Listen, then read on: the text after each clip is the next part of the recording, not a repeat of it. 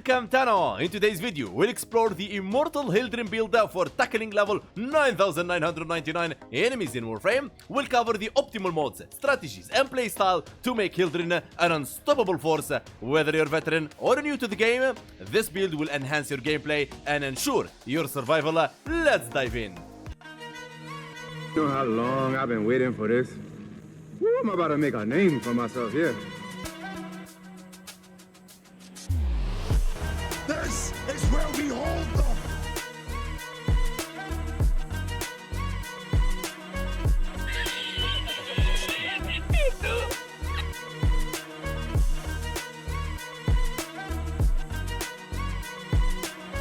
It's great having you here.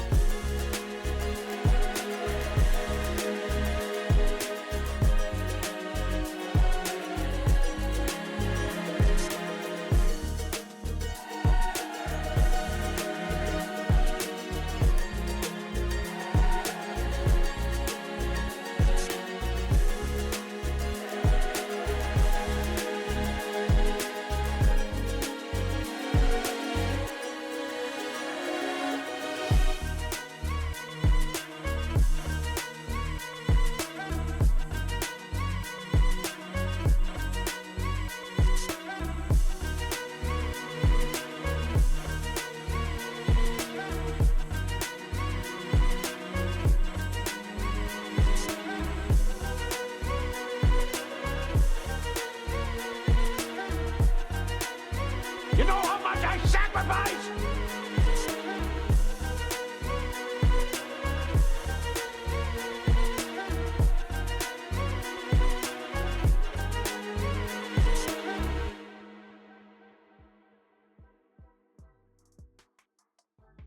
Welcome back Tano! Hope you enjoyed the speedrun. If you did, don't forget to hit the like button. As always, we take beginners friendly approach for Thanos who want to learn about Hildryn or they trying to get some tips and tricks here and there. Let's get to it. Hildryn passive. Hildryn's full shield gate is high. After her shields are depleted, she is invulnerable to damage up to 3.5 seconds. What is shield gating? Shield gating is the moment you lose your shields, you enter shield gate status before you take damage to your HP. It's the time you will be invulnerable before you take damage to your HP. I hope that explains it. Now, how long you will be invulnerable, it depends on how much shields you have. Now, there is a way where you build yourself for full shields until you reach 1150 for 2.5 seconds. Or you go for catalyzing shields, old school, so you be 1.33 seconds. But there is no Warframe can reach the 3.5 seconds Hildryn have. Simple as that. So, Hildryn have something else, which is she uses shields as energy for her abilities. Now, she have something else. Over shields have special effects that prevent toxin and combat discipline, for example, from doing damage to her HP. Instead, you will be doing damage to your shield. And now you would say, since she doesn't use energy for her shields, what happened to Brief Respite on Ogre mode sets? They don't repellence shields at all. And then you would ask, Hank, what happened to energy if we pick it up? When you get energy, you get 25 shield points, instantly resets your shield recharge delay. Because you still can pick up those energy from the ground. And also, you can benefit from equilibrium, you can benefit from energy conversion, and even the arcane energize still function, it will still trigger, but it has no effect on her. You can understand, it triggers but no effect on her. And still, for example, if you pick the, for example, Ember Archon Shard for the effectiveness of energy orbs, it will give you more shield to you. So think of it as picking up energy gives you shields, and any mode that affects that, it will give you more shields, but Arcane Energize will not repellence your shields by that, for example, 160%, alright? It just works for your teammates, but not for you. And there is a trick here that the energy orbs will not contribute to overshields. What is overshields? Overshields is when your shield turns from blue to purple. Why? Because you get overshielded, like the shields past their current top stats. Also, ability efficiency will affect the cost of your abilities towards your shields, because you use shields as energy for your abilities. Balefire, Hildryn first ability. Charge and launch devastating bolts of fire. They are like a rocket launcher sidearm. You will consume shields per shot, and you will consume more shields for charged shots. Now, Balefire actually will stagger enemies if you have over shields, and it comes with a electricity. And yes, it's exalted weapon. Now, the shots have 5% critical chance, 1.5 critical multiplier, and 10% static chance, and 0.8 fire rate. Now, the damage is affected by ability strength, and most of the secondary mods, like for example Pistol Amp, and the Hornet Strike, and Convulsion, Barrel Diffusion for like multi-shot, Pistol Gambit for critical chance, Target the Cracker for critical damage, Jolt, Gunslinger, Expelling, and so on and so on and so on. But it doesn't benefit from Acolyte mods like Shrapnel Bullets, Amalgam Barrel Diffusion, and so on. And of course, it doesn't have a Riven to generate for this weapon. And there is a certain ability synergy when you use your fourth ability, Aegis the Storm. We're gonna get to that in a second. You will use Balefire without energy, just to like equip it, okay? Because normally, if you equip it, you will cost 50 shields normally. But when you use Aegis Storm, it comes for free. But then the shots will consume normally the 100 for shots and 200 for charged shots. And it has an augment called Balefire Surge. Fully charged direct hits restore 250 shields to Hildryn. Impact with nullifier shields will restore them and restore to 750 shields. Makes it good for regenerating your shields. Pillage, the most famous ability, and is the subsumable mod for Helmnith. Pillage a percentage of shields and armor of nearby enemies to repellenge Hildryn's own shields and overshields. Also removes the statue effect from Hildryn and her allies. Really powerful ability, and actually it strips enemies. Now the stripping enemies is tricky because you will need at least 400% ability strength, but if you use corrosive projection you will need like 328% ability strength. Now the fun thing about this is that you're going to be casting it over and over. So, for example, with 200% ability strength, you cast it 2 times, you're good to go. With, let's say, 150 ability strength, you cast it 3 times, and you'll be able to armor strip those enemies. It's a really powerful ability.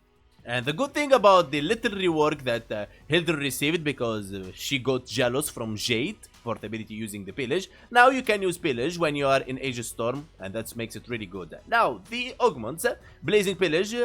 Enemies will affected by Haven will be set ablaze for 200 heat damage and restore 50 additional shield to Hildryn. This is a very good, because when the enemies are affected by Haven, which is the third ability, and then you hit them with Pillage, you will hit them with heat, and you're gonna replenish more shields for yourself. Haven, Hildryn third ability, creates a shield aura around allies. Enemies that approach shielded allies will take damage radiation. Also, the shield recharge and shield capacity of your allies will increase. And if they have shield full, you're gonna give them over shield. Now, not only that, the most amazing part is that you increase your allies' shield gating by 3.5 seconds as well. Now, allies that, for example, Inaros, Nidus, or Kullervo without shields, they don't benefit from this. And this ability doesn't have any augment at all. Aegis Storm, Hildryn 4th ability. Takes the sky and rain balefire rockets down on the enemies. Nearby enemies are blasted into the air, where they will create an energy orb every few seconds. Makes it really supportive ability. When shields run out, the enemies are smashed into the ground. Now this ability deals radiation damage, and when you deactivate this ability, you will become invulnerable. And also you will do some sort of nice slam that's proccing impact damage. Now, when this ability is active, you automatically equip the Balefire. Of course, you can unequip it. It's okay. But it's the only weapon you can use when you are in the Balefire. You cannot use your other weapons. And that's a big problem. And I really hope the EU one day consider when you're in Aegis Storm, you can use any weapons that you want. Also, dodging while using Aegis Storm will give you an increase of your movement speed. The E doesn't tell you that in this ability description. But there is a cost. The cost is 50 shields per dodge. Now that's bad, because every time you try to dodge here and there, you're gonna be using your shields for increase of speed. Now we're talking about this. And it has an augment called Aegis Gale. Aegis Storm augment. Balefire has an alternate fire. During Aegis Storm, the blast deals 50% of Hildryn's max shield as additional damage. We will talk about this later on in the video when we reach the part where this is like can be used for nuking and so on, but at just limited level. Now Tenno, before I show you the build, I have to do this step by step because not everybody is a Hildryn main and may not get the point why I build her that way, especially after the new augment. It will not make sense for a lot of Tennos, so I'm taking my time and explaining this. Okay, so I will summon, this is unmodded Hildryn, okay, no mods, no arcanes, nothing. I will summon level 225 heavy corrupted gunners, 4th ability active. I lift him in the air, amazing CC ability with energies that you cannot use, only for some shields, which doesn't matter really. Now, first ability would be active automatically, and then the second ability is awesome, third ability is awesome. We are happy, Tenno's right here. Now, where is the problem? This is a very amazing CC nuking build, can be done, but the problem with this build is that the moment I'm out of shields, I'll be down. Boom. Okay, so you say, Hank, what's the point? The point here, at level cap, enemies will hit so hard that 27 million overguard couldn't stand 2 bullets. So your shield will be most of the times at shield regeneration status. So let me put every single shield recharging and shield mod in here so I can show you. And here we are. Redirection, Vigor, the Pyramid Vigor, Vigilante Vigor, Boreal Hatred, Ogre Accord, Fast Deflection and Fortitude, and the famous Arcane Aegis. Now, this guy, okay, will not be able to kill us at all. And let's check this out. He will not be able to kill us in 100 years. So just like give him like 10 seconds of our time, and we already know that he will not be able to kill us. But if I help him by 4th ability in, and then 2nd ability, 3rd ability, and then I'm consuming and recharging at the same time, yes, this is awesome. So I can now nuke the hell out of the map, and I can spam as much as I want. Boom, boom, boom, boom, boom. But this is for low and mid game tier. For the end game, baby, I'm not gonna, I don't have access to summon level 9999, so you wouldn't see it, but let me summon for you a Thrax, okay? So we have every single shield recharging stuff, right? So if I summon all these Thraxes right here, okay, and then I just unpause them, and then look at this. Come on, let's go. Boom, boom, boom, boom, boom, boom. Okay, our shield gone, and we are pretty much dead. Okay, so that with every shield and Aegis and all that kind of things. I'm not using any DR, I understand, but DR is awesome, but still can get you killed in level cap, but helps a lot based on your reaction time. Okay, it's just like there is 1 second reaction time and you're gonna be pretty much dead. Now, when you don't have shields, you can't cast your abilities. Okay, so let's assume you are in a nuking build, using the 4th and the 1st ability, using the new augment, and you're just gonna go 9,100 shields, let's go! And then what's going to happen is that even if you are up in the sky, you'll be fallen. And you'll be dead. Why that happen? Because enemy's damage is too high to your shields, depleting your shields, cancelling your 4th ability, cancelling your 1st ability, and cancelling you as a Warframe player trying to nuke level cap. Now, the problem isn't with Hildryn himself that's trying to do nuke at level cap. The problem is with the damage enemies will deal to you. And I hope this clears it, guys. That's the whole point of this, okay? That no shields, no bueno, because that's the only way you go. So now I'm shield recharging. Now, perfect. This is perfect. Look at this. Magnetic procced, and boom, dead. Now, if we put magnetic resistance in there, so we say maybe the magnetic is the problem, all right? So I just go here, and then I put nullifier. I know, guys, this is taking too long, but you need to understand this if you want to really play Hildryn. There you go. And then maybe just let me like reset them really quick, and maybe I'll throw you their adaptation for the sake of it, yeah? You say maybe adaptation would help, yeah? There you go. Adaptation in there, and let's go. Summoning those Thraxes. This is like, do you see all these Thraxes? They are nowhere close to level cap Thrax, what he will do to you. Now, these guys will start attacking me at the point. There we go. Boom, boom, boom, boom. I'll be shield recharging. I'll be happy. Everything is good. At this point, it's a bit hard for them to actually kill me because I have that resistance and Arcane Aegis is active right now. Now, when Arcane Aegis is off, they have a chance at killing me, but still, it will be triggered here and there. But here is the problem. When I use my fourth ability, I'm consuming my shields now, yeah? And when I use the third ability, of course, that's how we're gonna do, and then pillage, and then we're gonna be consuming with the attack of the enemies. So every time you saw that, shield off, fourth ability off. Let me move a bit back so you see the point. Move back, back, back, back. There you go. The moment I take a fatal blow in my shields, fourth ability off. Okay, and that's exactly what's gonna be happening to you at level cap. Enemies will be one-shotting your shield, and you're gonna be losing the fourth ability. One-shotting your shields gonna be because these guys doesn't match the level cap damage. Okay, that's why they're taking a bit time to actually here we go, killed. Okay, so I really hope you get the point. In conclusion, I'm not saying nuking Hildryn is bad, but I'm saying it's a mid to low end game.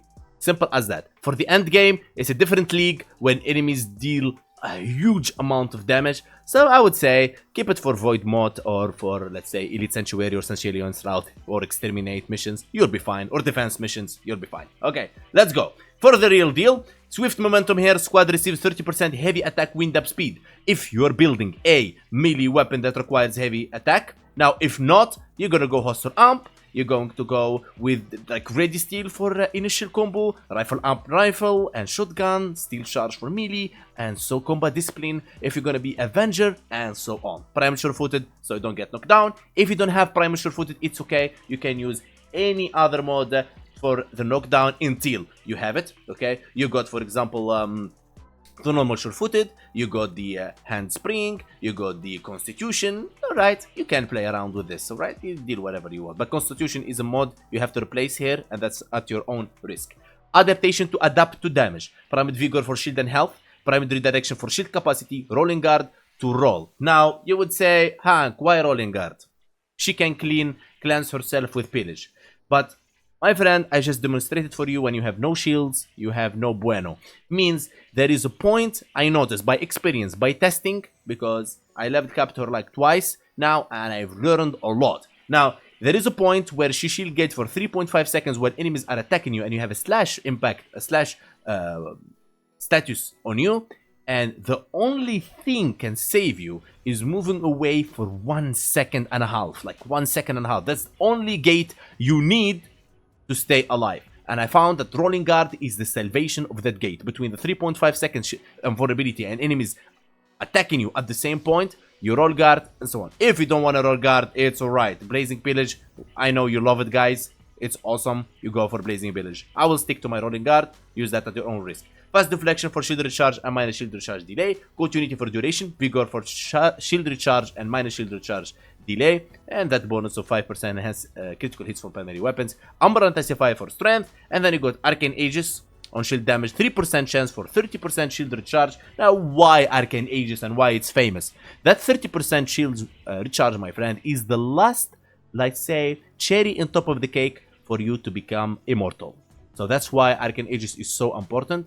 And this build can be awesome, but at level cap, don't go without Arcane Aegis, my highest recommendation. Now, Arcane Nullifier is not a must. You don't have to take Arcane Nullifier. You can take any other Arcane in here, alright? This was for testing purposes, for against Magnetic Status, because Magnetic Status is your shield, like, enemy, 100%. You don't want to get Magnetic procs on you.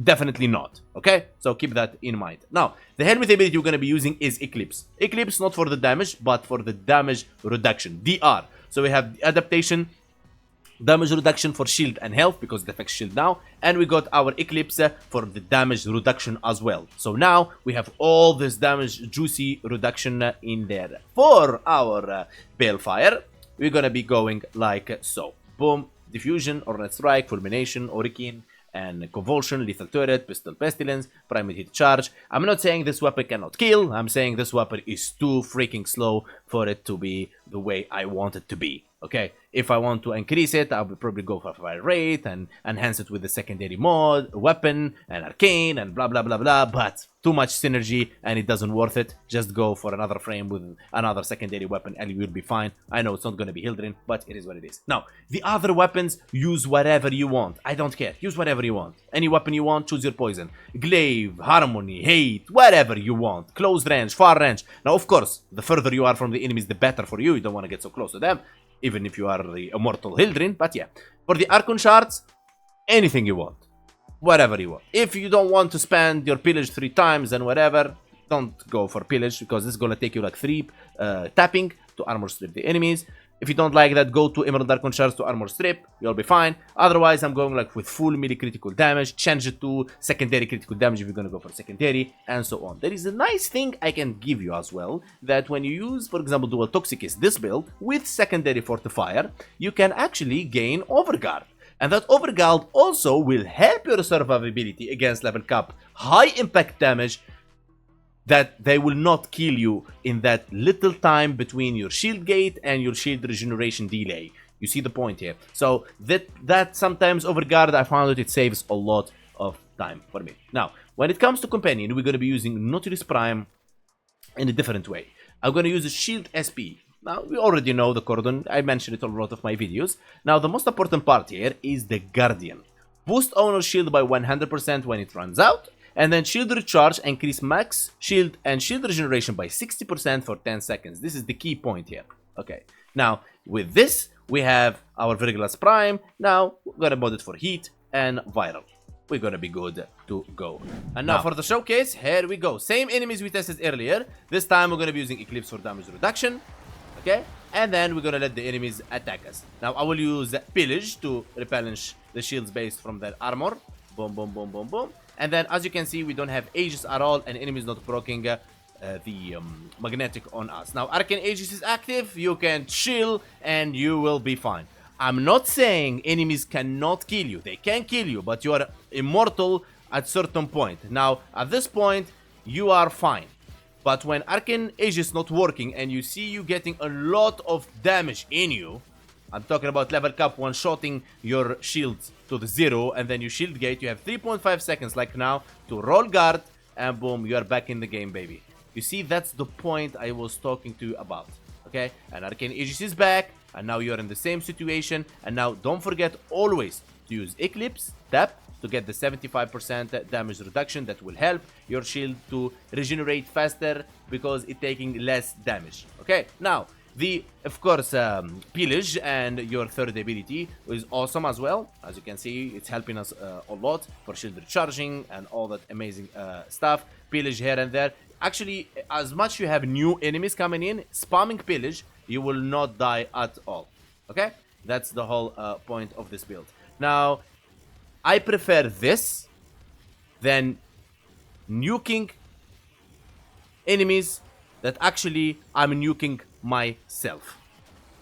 You get what I'm saying? So here we go, one more time. I'm roll guard and I'm back to the game. That's why I don't use any augment in here, and you'll be good to go. Now when it comes to our dual toxicist, you will notice that when I hit enemies, I will have some overguard, and that overguard, because it has 0.5 seconds of invulnerability, okay, I will be happy guy having that little invulnerability for my shield to regenerate, because I have a high shield regenerating rate, and so on and so on and so on. Get the point here. So let's try and kill them all. There we go. Boom. Dead, dead, dead, dead, dead. Of course, you're not going to be standing still in level cap and trying to let them all hit you like I do. That's just insane, guys. That's not how we play the game. There you go. Boom, boom, boom. Activating Eclipse again. Well, if you want to armor strip them, of course, they're actually armor stripped from your Pillage. And then if you want to use Sedo, for example, my Sedo is modded for cold. You can actually help that. Boom. And they are slowed down like so, and you can feel your Incarnate evolutions and do whatever you want.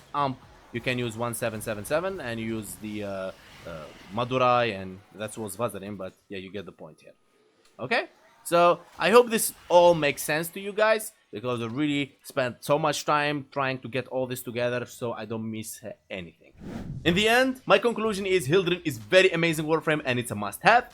Now, if you want to go for nuke, low, medium gameplay, if you want to go for the end game level cap, you want to go for full tank. Why is that? Not because the nuking sucks, no, because the nuking doesn't go well with the damage intake from enemies, because she doesn't have energies. Now, if she have energies, then we can have a different conversation. If you want me to make a build for nuking, for Sanctuary, Exterminate, Void, normal until level 1000 maybe, I will make a build for you guys, no problem at all. Let me know in the comments below. Don't forget to join me on Discord Follow me on Twitch. And don't forget to like, subscribe. That's how you support the channel. I appreciate every single subscription and every single comment and every single like in my videos. Big love to you all, and I will see you next time. I am not a king, I am not a god, I am Hunkpain.